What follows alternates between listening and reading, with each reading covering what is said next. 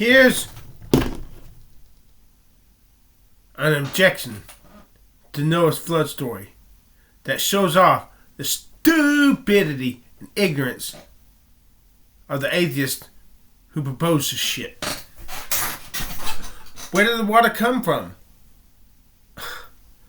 Number one, back then it did not rain. The globe was covered in a hydrosphere. It says in the book of Genesis, the waters which were above the firmament. There were seas because God said He divided the land from the seas with the water that was under the firmament and the water over the firmament. That was the hydrosphere. It kept out radiation. It also provided significantly higher air pressure, which is why dragonflies grew to be 2 foot tall, which is why there were dinosaurs. So, also, every morning, there's water on the ground that shot up.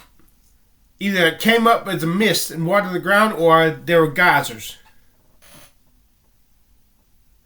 That's where when the flood happened, there were probably loads of earthquakes.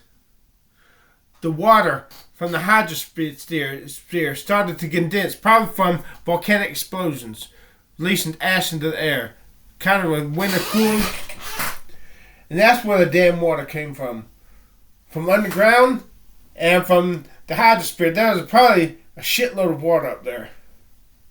So that's where the water came from, the cover of the earth. Duh! It hadn't rained. That was the first time it ever rained. That's why there was no rainbows before the flood. Duh! Ding dong!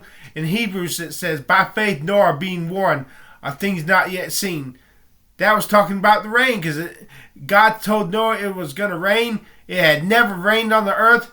So that's why rainbows didn't occur until after the flood. Duh! Don't you feel like a jackass now? Dumbass. Aaron Ra says this shit. Accuses the Bible of being false for saying rainbows didn't occur till after the flood. No wonder it didn't rain until the damn flood. Where did the water go? There's probably a shitload of earthquakes. So, the water coalesced in the oceans as we have them.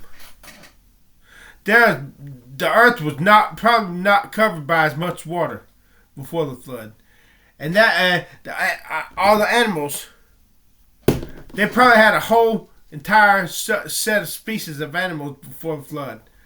Dinosaurs, saber-toothed tigers.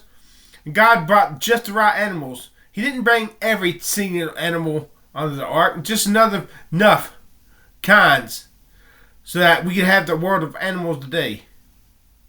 And that might solve the problem and animals tended to eat vegetation. So when they came out of the ark, the vegetation was still growing that grew before the flood, because the atmosphere was radically changed, everything eventually evolved into what it is today. Duh, ding dong, knock knock, is anybody freaking home?